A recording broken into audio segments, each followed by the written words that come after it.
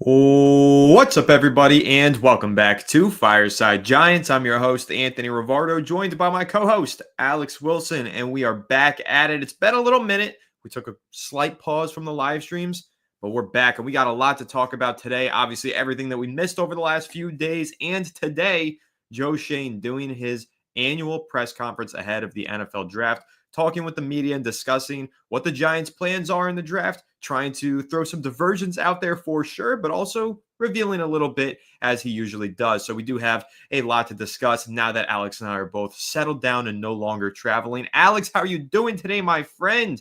And what were your main takeaways from Joe Schoen's press conference? I am doing pretty dang good, my friends. Happy to be back, and I hope you guys in the chat are doing fantastic.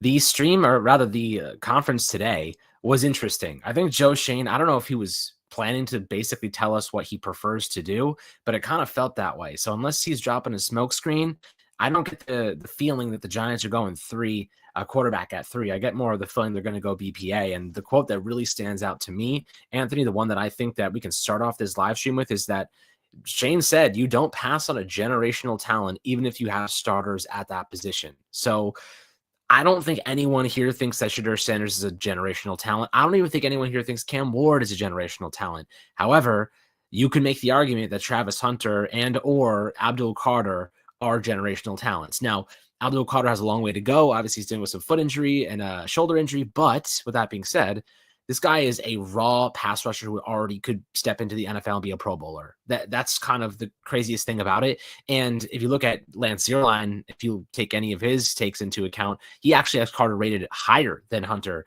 on his draft profile. So he has Abdul Carter as a day one Pro Bowler. And he also has Travis Hunter as a day one starter. And Joe Schoen said, we're not going to limit a guy like Travis Hunter. We're going to let him play receiver. We're going to let him play cornerback, which is pretty damn exciting in my opinion, Anthony. Just tell me about your thoughts on that quote right off the bat. Talking about drafting a generational talent, and you don't pass on a player like that, even if you have starters at that position. I get the sense Giants added Paulson Adebo. They have Deontay Banks. Not going to stop them from getting Hunter. Same thing with Malik Neighbors on the offensive side. And for Carter, they have Brian Burns and they have Kayvon Thibodeau. I don't get the sense that the Giants are going to shy away from taking either of those two guys.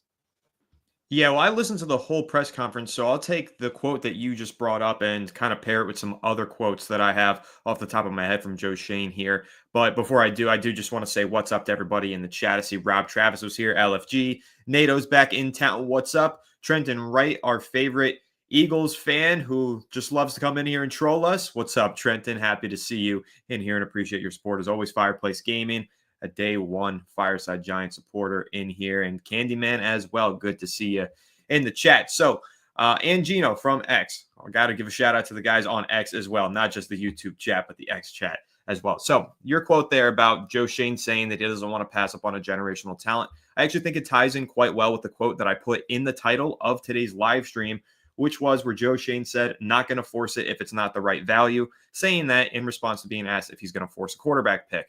He said that he's not going to force it if it's not the right value. So you tie that in with the quote that you just read off, Alex, about taking a generational player and not reaching for need. And yes, it leads you to believe that the Giants are probably planning on going BPA at number 3 overall. And some of the other things that you mentioned there about not passing up a generational talent at a position that you have starters, that kind of thing. Well, for Travis Hunter, he said the Giants are situated. Joe Schoen said that the Giants are situated where they have 3 good receivers and they like where their secondary is at. So they feel confident that Travis Hunter could help them out on both sides of the ball, which is something that we've talked a lot about on this channel. Would Travis Hunter be a receiver or a corner primarily for the Giants? When directly asked what primary position Joe Schoen envisions for Travis Hunter, he deflected the question and says that he doesn't see a primary position, thinks that he could help both sides of the ball. And then this has been a big topic of conversation, Alex. A lot of fans have asked us in our live streams, how do we draft Abdul Carter? What do we do with Kayvon? How do we fit all these guys in?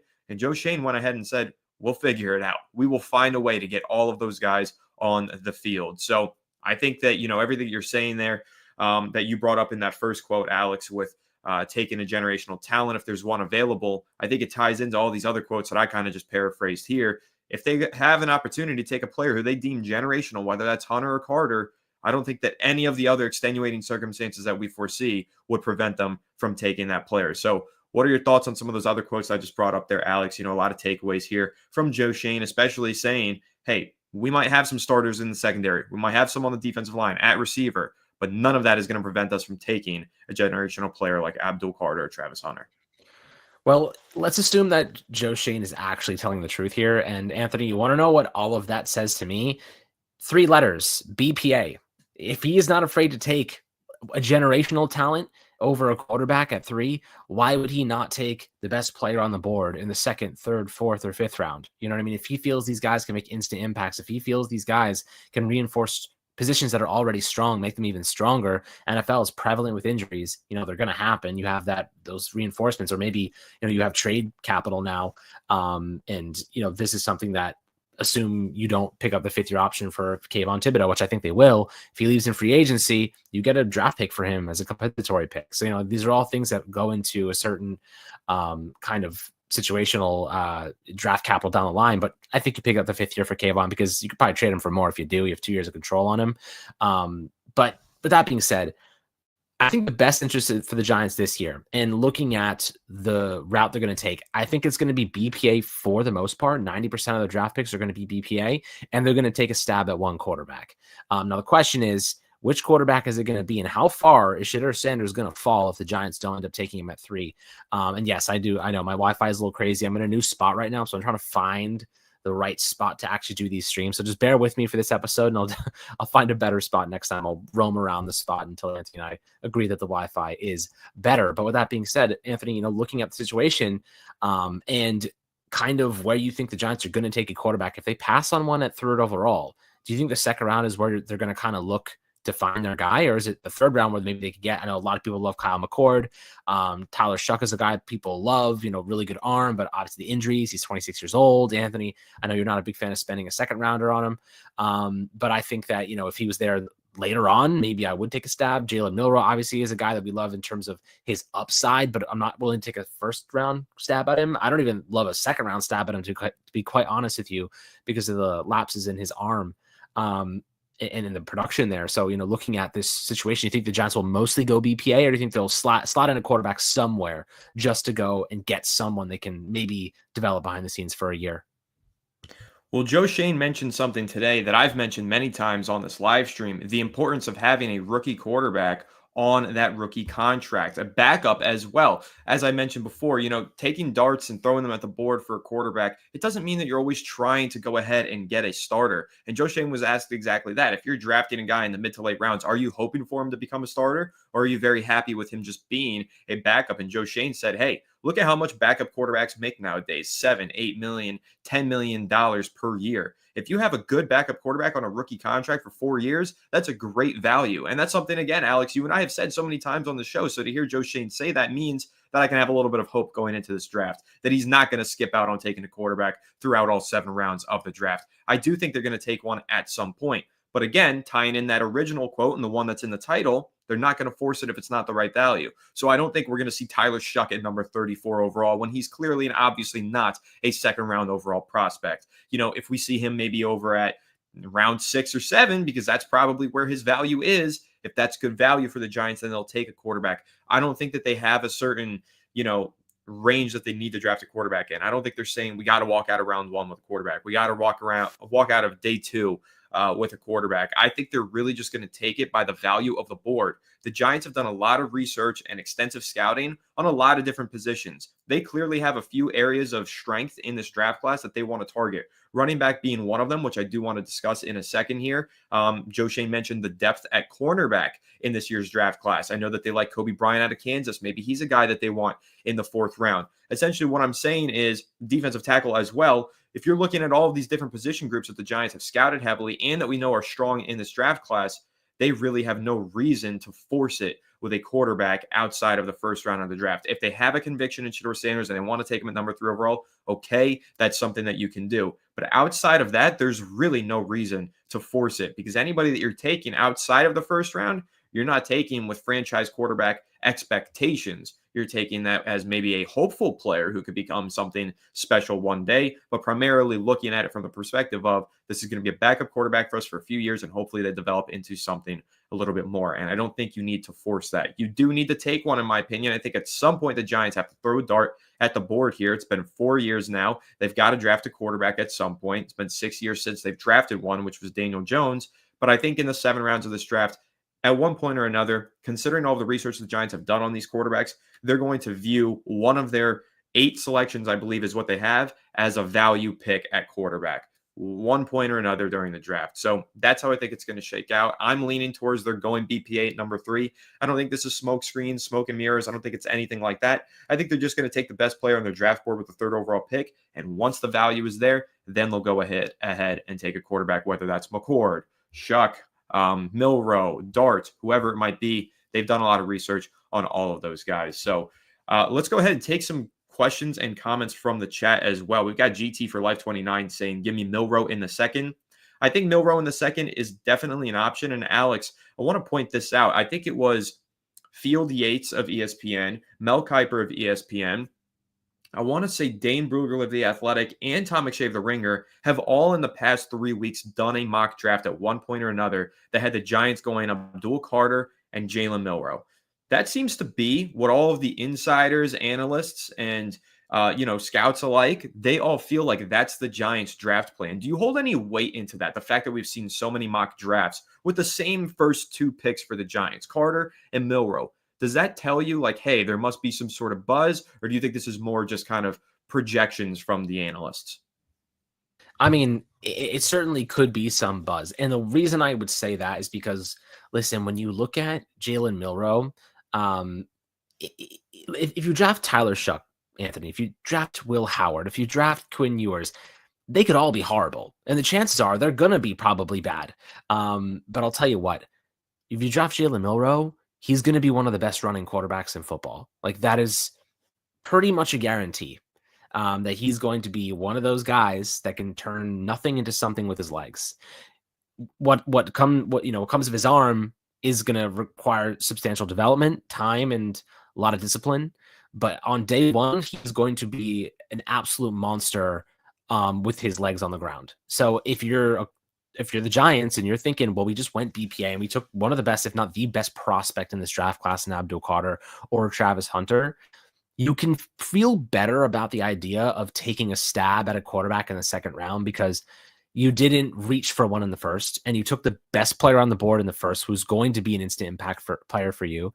And maybe you can logically, kind of come to terms of taking Milrow in the 2nd. At the very least, when he steps in and he plays, he's going to be able to run all over opposing defenses. At the very least, he has a superpower. And that's the word that Jalen Milrow uses. His legs are his superpower.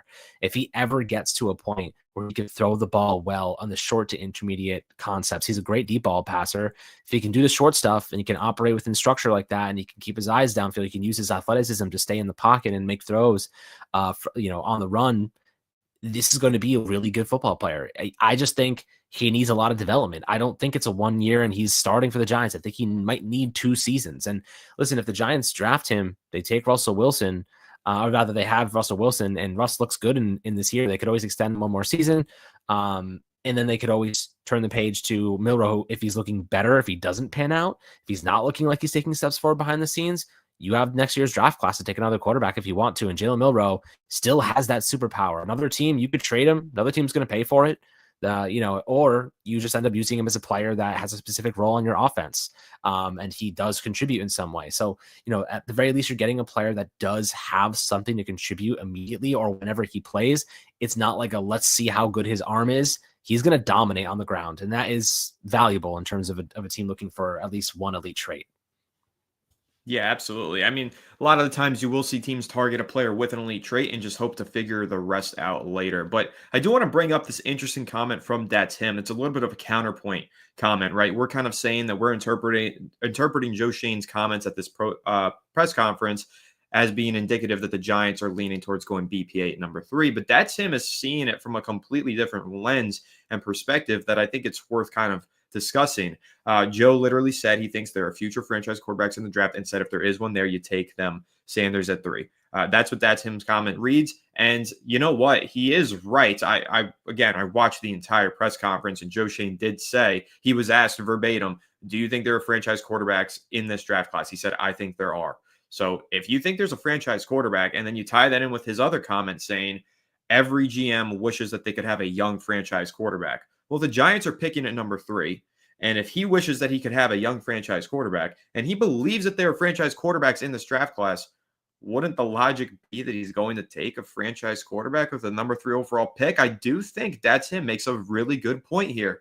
Alex, what's your take on that? Again, I don't know if you saw some of those other quotes that I mentioned there from Joe Schoen in the context of all of them, but it is kind of eye-opening. He said he wants a franchise quarterback. That would be his dream. Every GM dreams on having a young franchise guy. If he thinks there's franchise quarterbacks in this draft class, doesn't that logic check out that he would maybe just go ahead and take Shedeur Sanders at number 3 overall? I mean, it certainly does. But I'll take it one step further. How many franchise quarterbacks does he see in this draft class? If there's 3, is there 4? Is there 5? Is there only 1 or is there only 2? That's what we don't know. If he thinks there's 4 franchise quarterbacks in this draft class, why take one at 3? Because one of those guys is going to probably be there in the second round or in the back end of the first round where you could trade up and get him. So, I guess it's like, how do you weigh franchise quarterbacks against each other? I'm not so sure. Is Cam Ward the only franchise quarterback in this draft class? Does he really see Sanders as that kind of guy?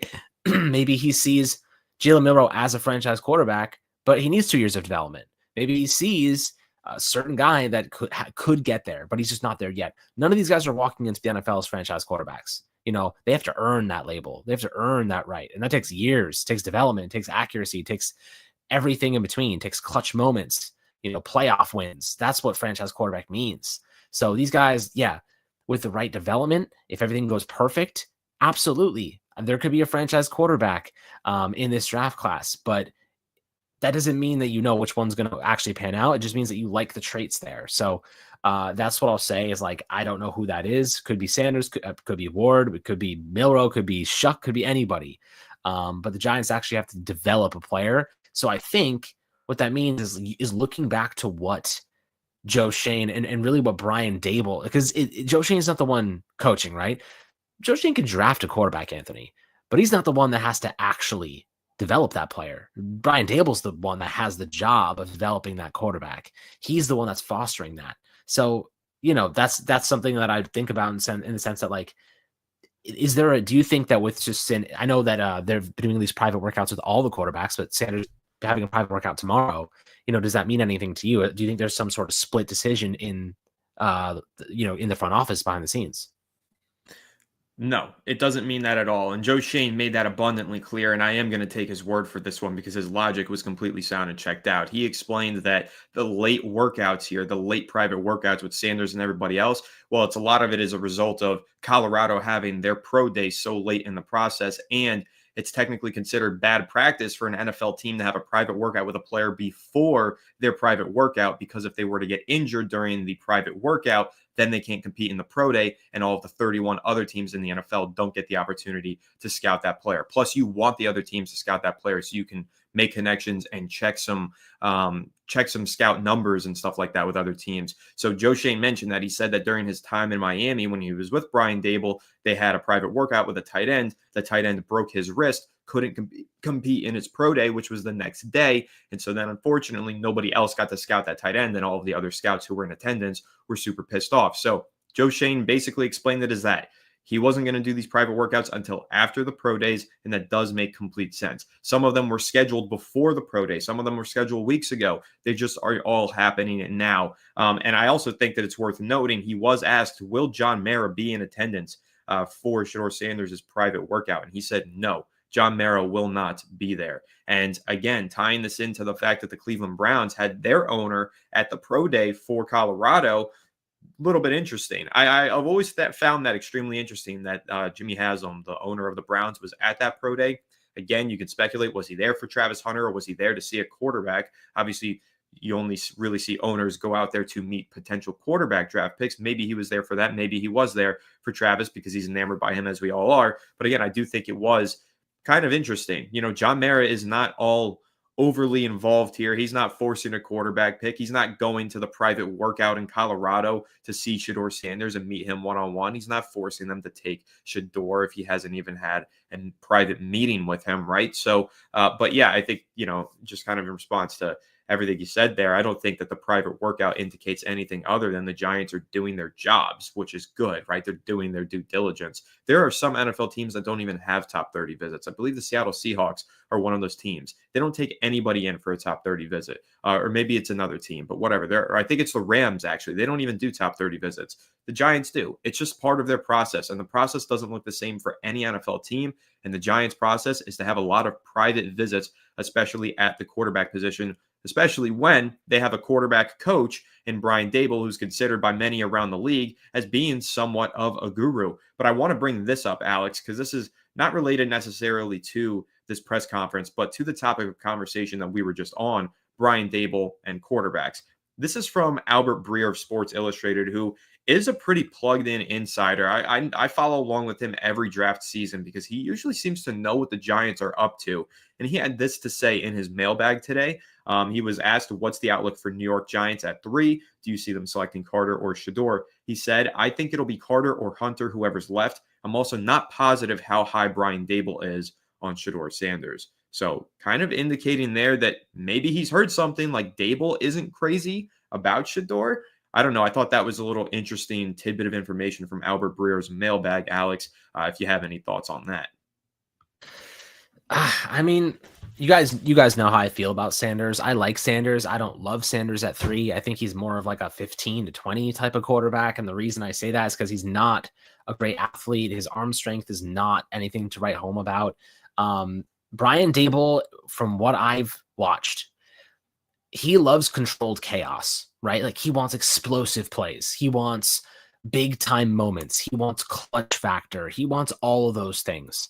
I don't think he necessarily, I think he may have seen moments, flashes of Daniel Jones. I think that Mara loved Daniel Jones. He had the image, he had the face, he had the work ethic and the discipline and everything the Giants wanted at the quarterback position post Eli Manning. He just wasn't a good player. And how about Pat Shurmur coming out to saying today that he thinks Shedeur Sanders is a lot like the prospect and the person that Daniel Jones was? That doesn't make me feel so good, Anthony. Doesn't make me feel good at all. Because saying that he's a similar player, Shedeur Sanders is a similar player to Daniel Jones as a prospect. Daniel Jones as a prospect was not great. You know what I mean? He was not a great prospect. And he came from a school that didn't play the best competition.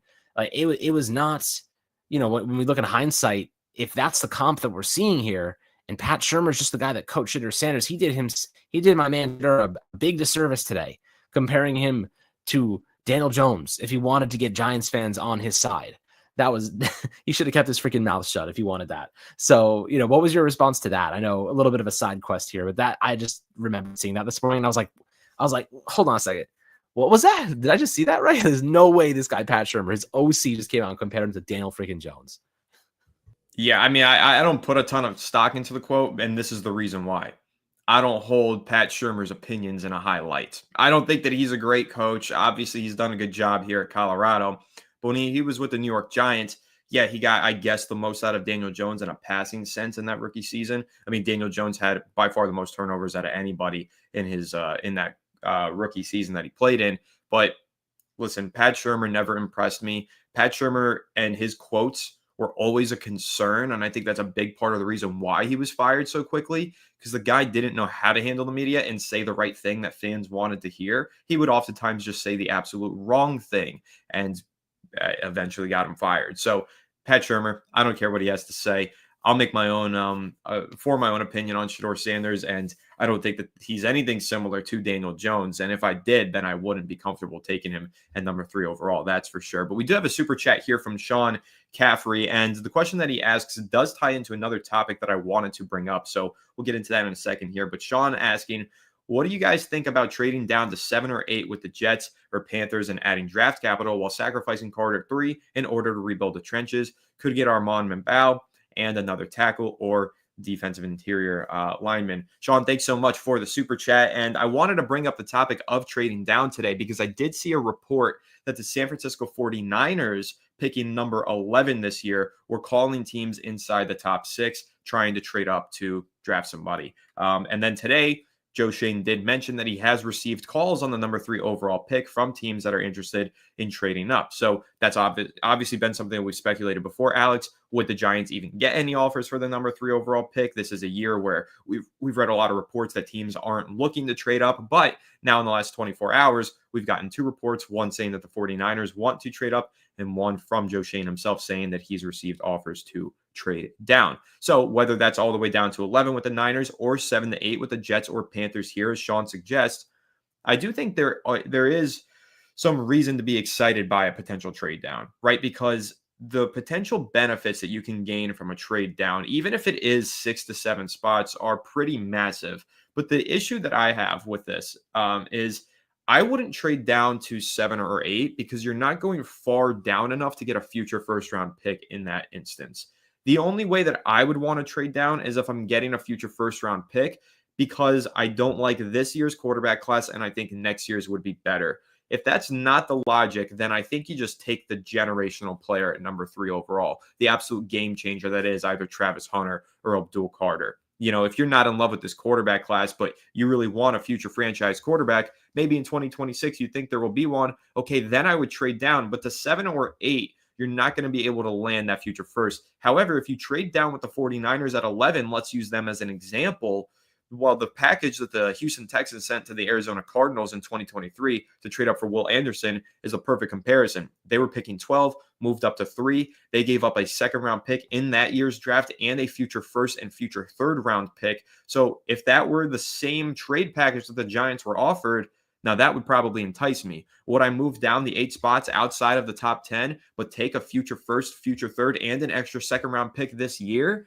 Not saying that I would, but I also can't say that I would be against it. It's something that I'd have to sit there and really, really think about because that's a mega offer. Like, that is huge. That is a lot of draft capital that could absolutely transform your franchise for the next several years if you were to gain that much of an influx of draft capital. So there are some arguments for trading down, I think. Obviously, I'm leaning towards just staying and doing the BPA route at 3 with Abdul Carter or Travis Hunter. But there's definitely an argument to be made for gaining that king's ransom of draft capital and trading down. So, Alex, what's your take on that? Obviously, Sean asking trading down to 7 or 8, but I obviously tied that into trading down to about 11 with the 49ers. Right. How do you view both of those options, and do you think it's something that the Giants should consider? Yeah, and Sean, appreciate the super chat. Really, really good question. And okay, so my general take about trading back is if it's not for a quarterback, you're getting less value.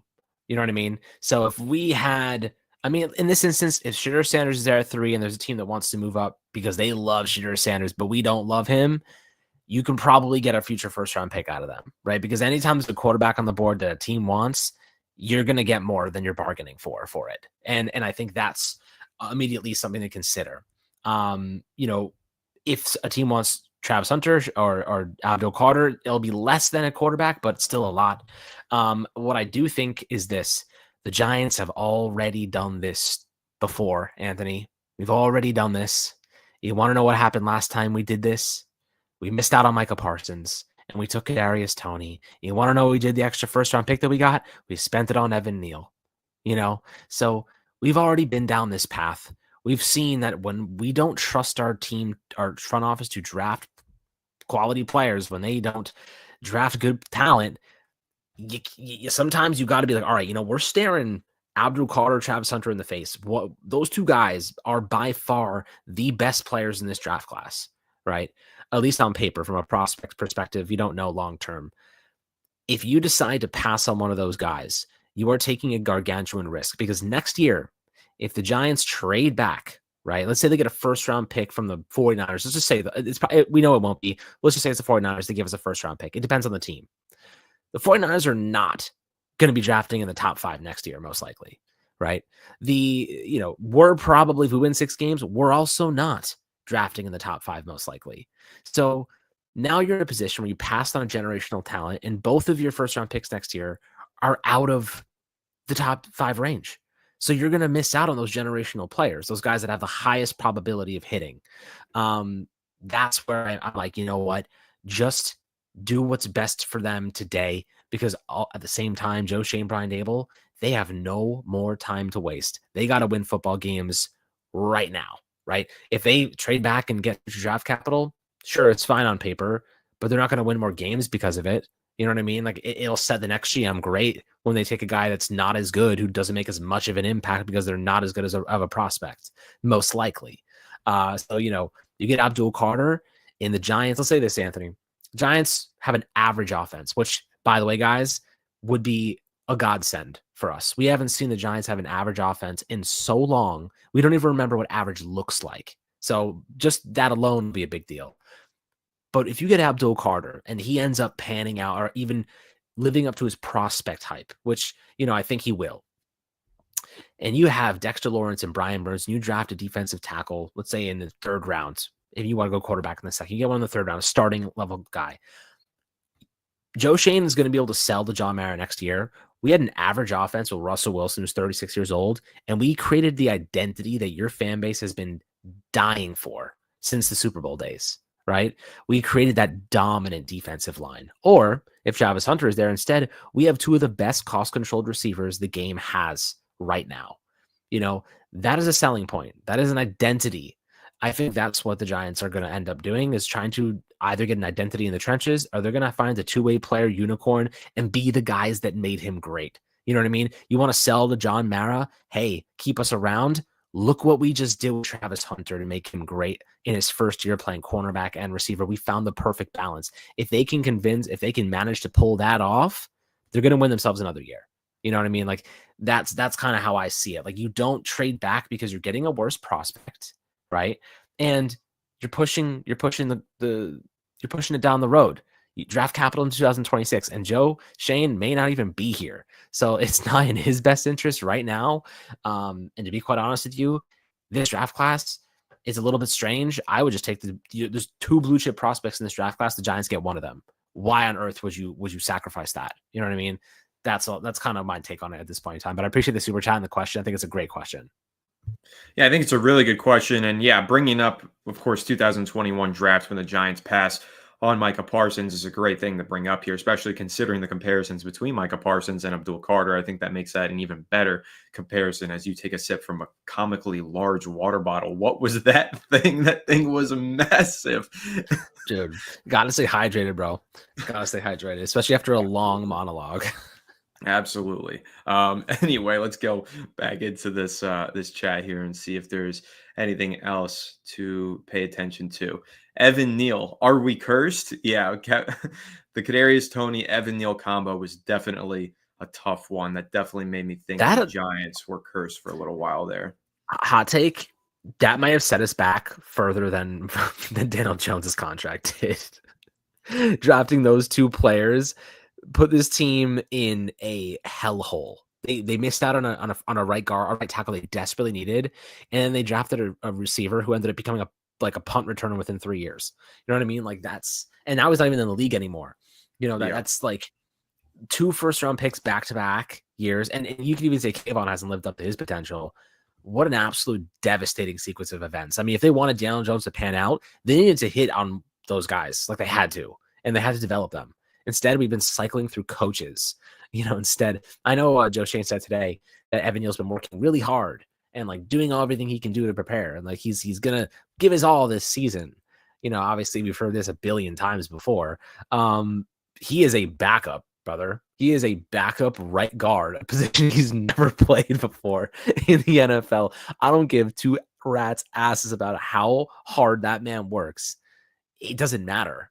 You know what I mean? Like he has to do it on the football field. He is, in my opinion, I think he's psychologically weak at times. I think he lacks confidence. And I think the second he gets beat, it compounds. It gets worse and it gets worse and it gets worse. Very interesting.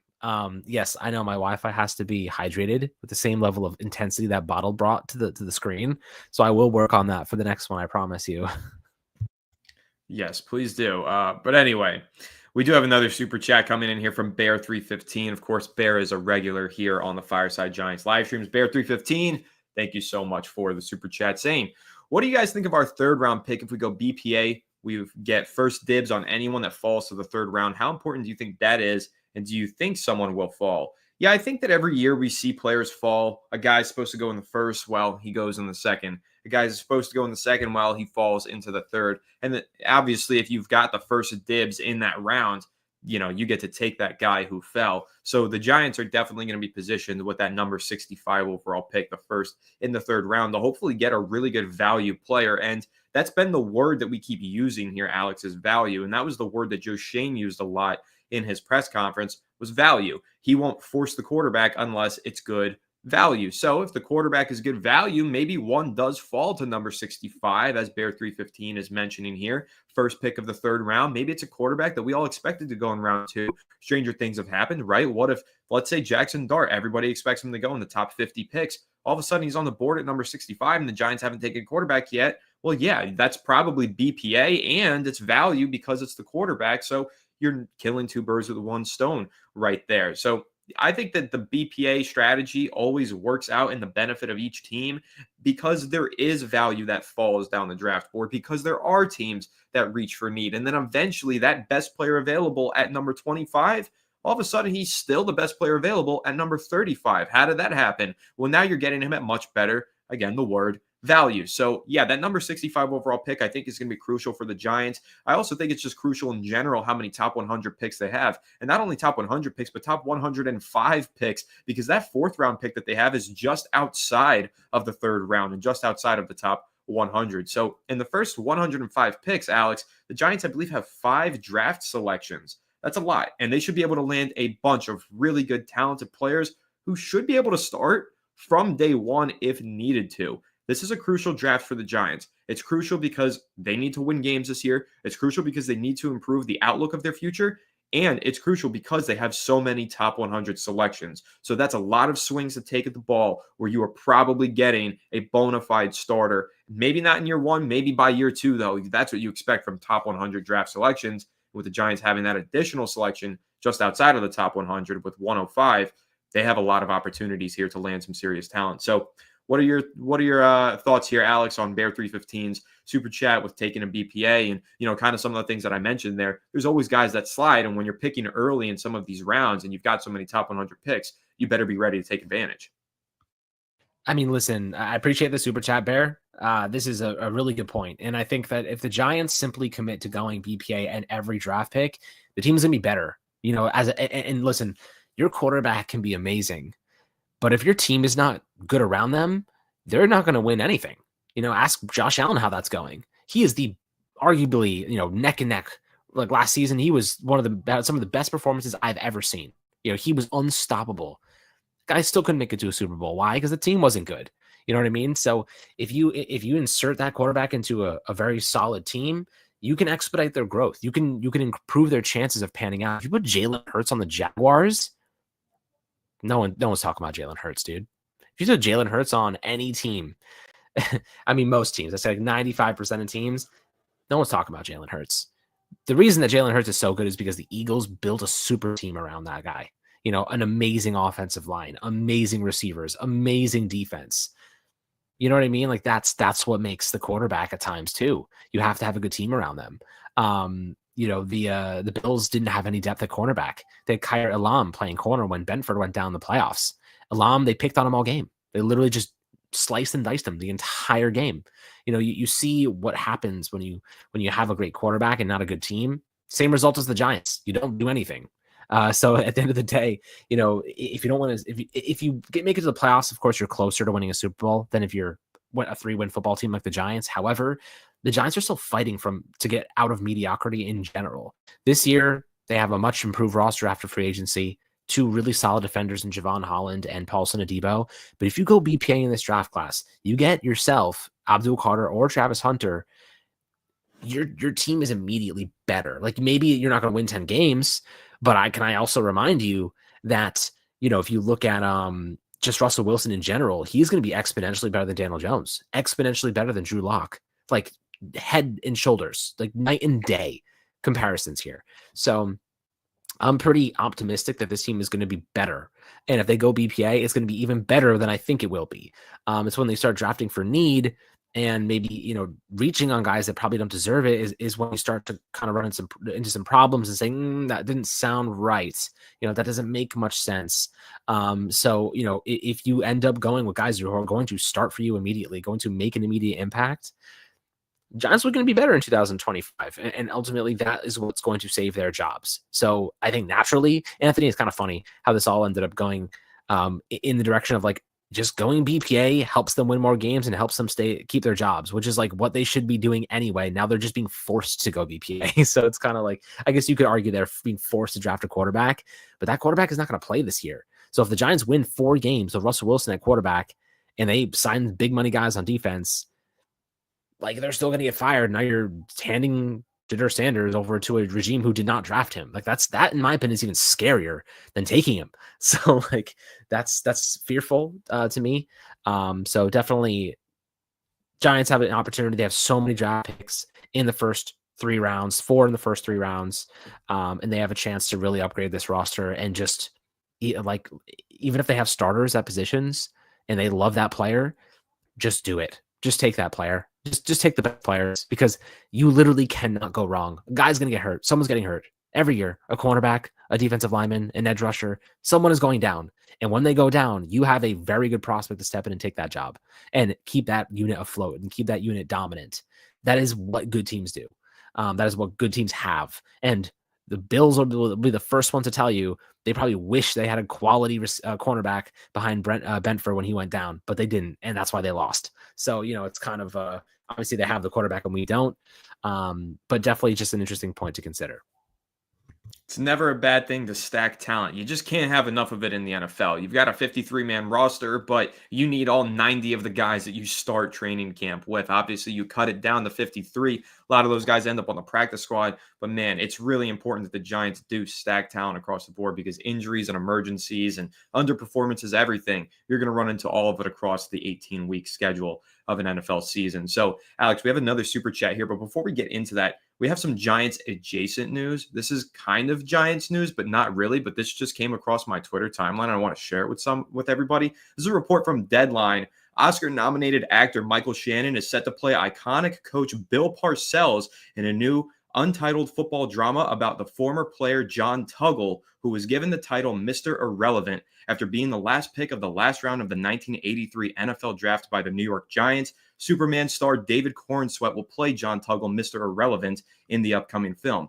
Thought that would be fun to share with everybody. I don't think that news has made it around the Giants community just yet, but we are getting a movie about the New York Giants. That's kind of exciting to me because I'm a big movie guy. So figured I would share that with everybody. But now we'll go ahead and jump back into the live chat here with another super chat from Fireplace Gaming. Appreciate you so much for the super chat, saying the Giants have really been lacking in the trenches in recent memory besides Sexy Dexy. In my opinion, the Giants should take an O lineman with the 34th or 99th overall pick if the value fits. What do you guys think? Yeah, I think the Giants are going to hit the trenches at least once in the top 100, probably twice, though, in the top 100. Depends on how you view Abdul Carter. I guess he would be an addition to the trenches if he is the selection at number 3. But even outside of that, if we're talking the interior offensive line and defensive line, yeah, the Giants need to take a defensive tackle in the top 100 because this is a strong defensive tackle class.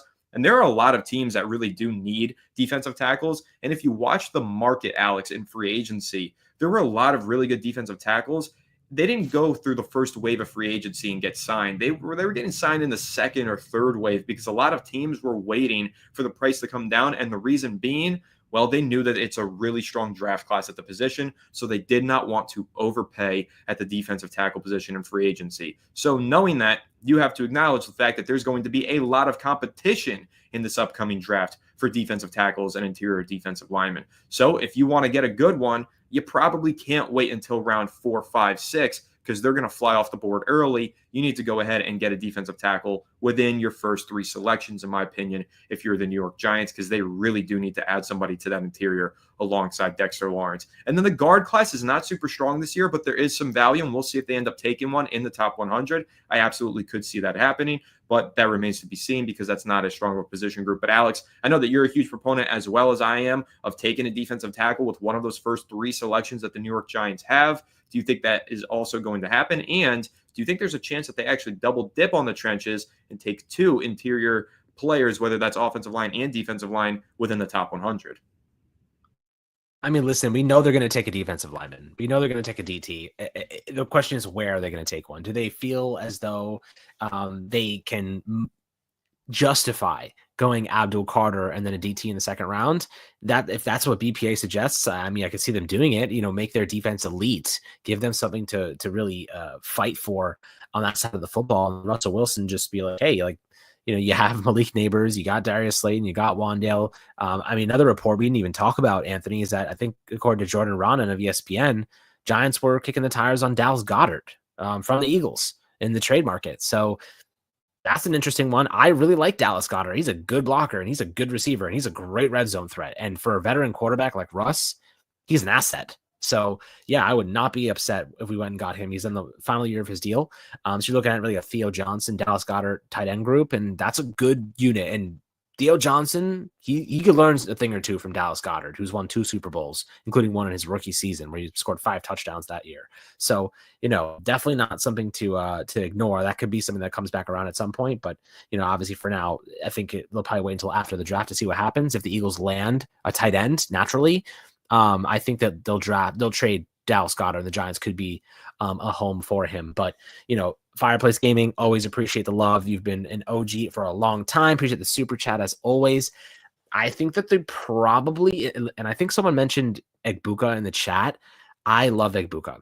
That is one of my guys in this draft class. Just a tough guy, just a tough receiver. He can do it all for you. He had a really good year for Ohio State this year. I think he's gonna become a solid WR2 in the NFL. And I think that he can play inside and out, which gives him some versatility. You just want to keep giving your quarterback more weapons. Give Russ more weapons. And Egbuka's awesome. If he was there at 34, hell yeah. I would if we walked away with Abdul Carter and Egbuka in the first 2 rounds, or Travis Hunter, and even Egbuka if you wanted to put Hunter at cornerback, obviously probably would more favor going GT in the second if we went with Travis Hunter in the first.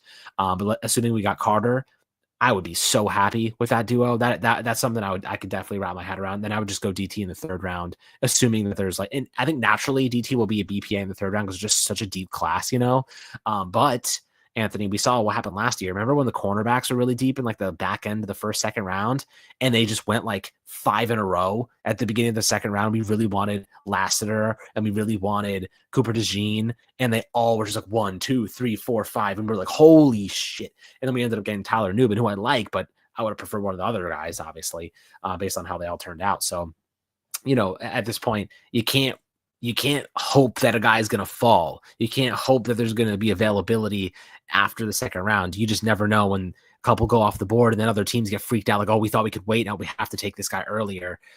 So, obviously it's a tough decision in the moment to make, but if the Giants find themselves in there's a guy they feel can be a game changer for them at DT, I can see them going Carter and then a defensive tackle in the 1st and 2nd rounds. No problem. And I think their defense would be so good. It'd be such a fun team to watch defensively, which is, what I'm hoping for, at least one side of the ball to be elite. They have a chance to make the defense elite.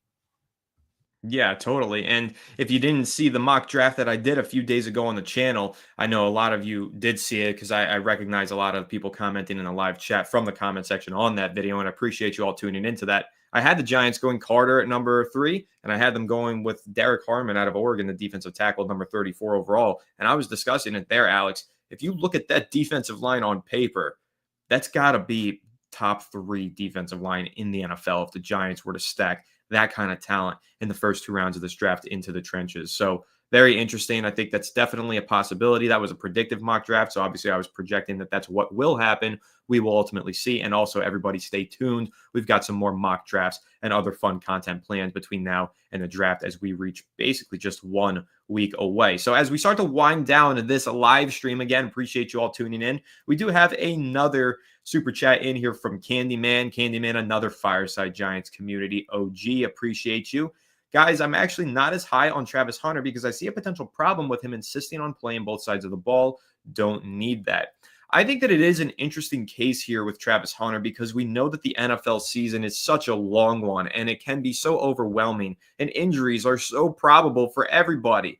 And everybody only plays 70% of snaps for one side of the ball. And Travis Hunter wants to play at least 70% of the snaps for both sides of the ball. So 150% of snaps in a game almost, it's a lot. And it is something that whoever drafts him is going to have to mitigate. And if you are to be concerned about Travis Hunter and his ability to translate his game to the next level, that would be the reason to be concerned. And it's a valid reason. I love Travis Hunter. He's my favorite player in this draft class. He's number one on my draft board personally, and I really wish that the Giants could draft him. But I can't fault any fan or analyst who views his desire to play on both sides as at least somewhat of a negative, because it really does increase the probability of potential injuries and other things of that nature. So I don't know, Alex, what's your take on it? Does it give you any cause for concern, the fact that, Travis Hunter is insistent on playing both sides? Joe Schoen said that if they were to draft him, they would let him play both sides and believe that he could do it. But he also did mention, of course, injuries and the length of the season. How concerned would you be with the Giants drafting Travis Hunter third overall, that he could actually make it through a 17-game season? Oh, it's a good question.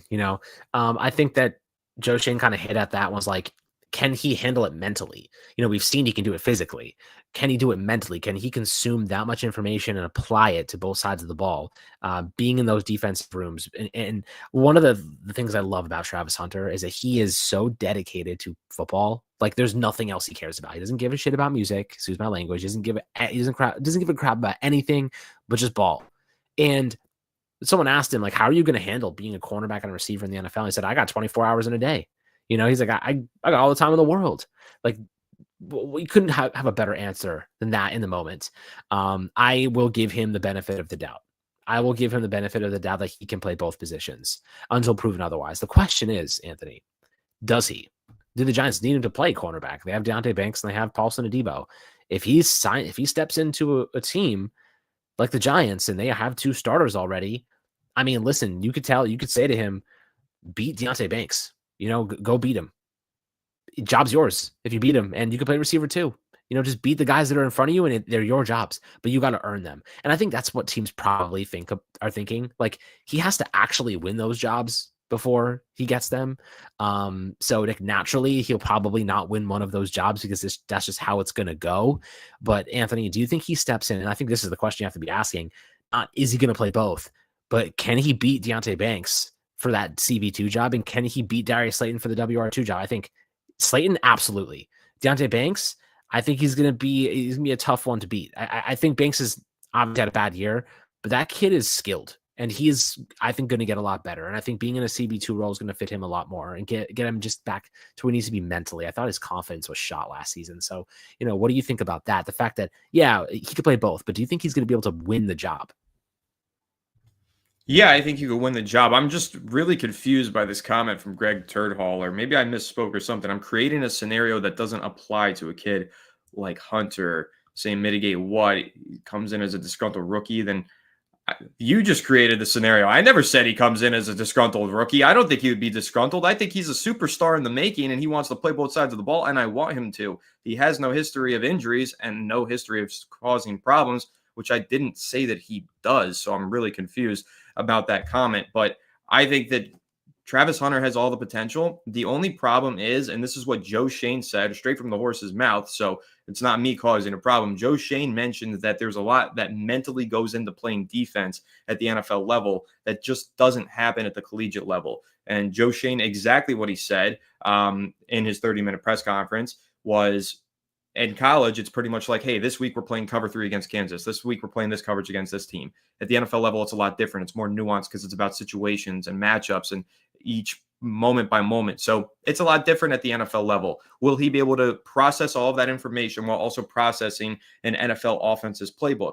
That might be difficult for any player, not just Travis Hunter, but every player. That's why it's never been done before. But I think it can be done, and I think Travis Hunter will be the player to do it. And if the Giants have the opportunity to draft him, as I've said before, he would be my pick at number 3 overall. So I love Travis Hunter. I think that he would be a starting wide receiver on this team, Alex. I think he's a much more dynamic player than Slayton, than Jalen Hyatt, and he's not a player that you want off the field too much. You want to have him on the field because of his rare ability to create plays all on his own. So I did not say disgruntled, Greg Turdholler. I just never said disgruntled. Those words just never came out of my mouth. You're putting them into my mouth. I didn't say he'd be disgruntled. So I don't know where we're getting this from. This is just strange, but appreciate you taking the time to comment and view in.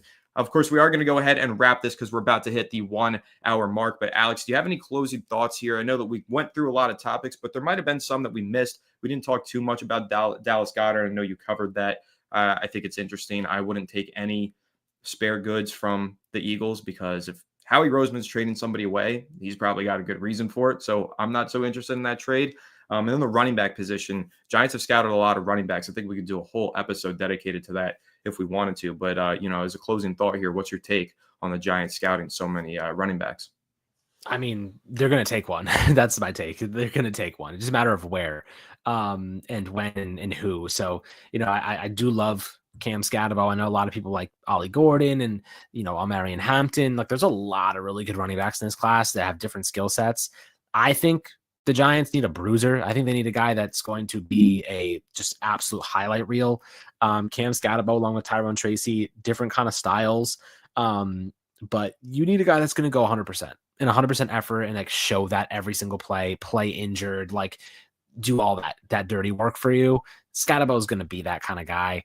So definitely excited to see where he goes. If it's like a third round, I would definitely take him in the back end of the third, but I don't know. He could go earlier than that for sure. Really depends on what draft pick they plan on using, because it seems like they do like to draft running backs and tight ends in the 4th to 5th rounds. It seems like that's kind of been consistent with them over the last couple of years. So definitely possible. I mean, Damian Martinez out of Miami, obviously another really good player. So there's a ton of good talent. The Giants will find one of these guys and they will draft one. So, but then, to mention Dallas Goedert one more time, if the Eagles are passing on somebody, definitely never a good sign. It's only 1 year left on his deal. So it's probably more so like, let's get Russ, a veteran tight end who can like be a good security blanket for him. That's kind of what that feels like to me. Someone that he can trust. Obviously it's not a long-term deal, so I'm not overly concerned about it. It's probably just like whatever, but it does mean that this draft class at tight end might be really good and the Eagles might be looking for his replacement, obviously because they don't want to pay him. So I do think they will draft a tight end and they'll probably end up trading Dallas Goedert after this draft. Maybe the Giants will be a team that's willing to get him to give Russ a veteran with some trust and a guy that's experienced massive success with the Eagles. So, there's that too. And if you're going to draft another running back, you're going to pair them with Tyrone Tracy. Dallas Goedert out there on the edge blocking is not a bad thing to have either. So, that's kind of how I'd look at it there. It's a drop in the bucket. It's 1 year, not a big deal. They could always acquire him and then extend him for another season. There is that option too. So I think the Giants are just going to wait until after the draft, and any opportunities that may cross their desk, they'll consider. Dallas Goedert might be one of them. Absolutely. He might be one of them. I will say, though, have to double check the Giants cap space. Right now, I know that they're in the red and effective cap space. Not sure how they fit Dallas Goedert under contract.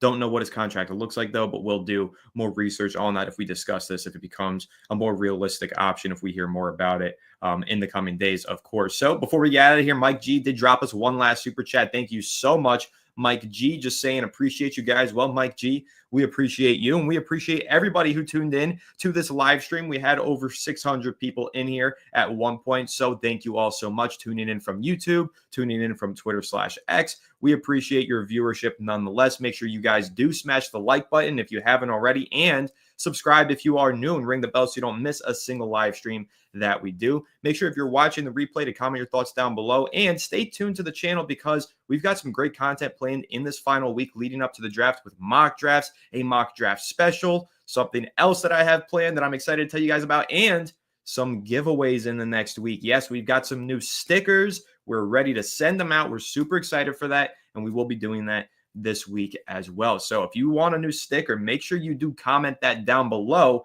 and we will send some of those out to a few lucky fans down below, some really great Giants fans. So, and Greg Turdholler, thanks. Good work. Appreciate you. GBS, VK, Bro Dude Guy, Nicholas Cutrone, Trenton Wright, all of you. Thank you, everybody, for tuning in to today's live stream. But again, we are going to go ahead and wrap this up. So make sure to stay tuned for the next one. And until then, we will catch you all on that next one.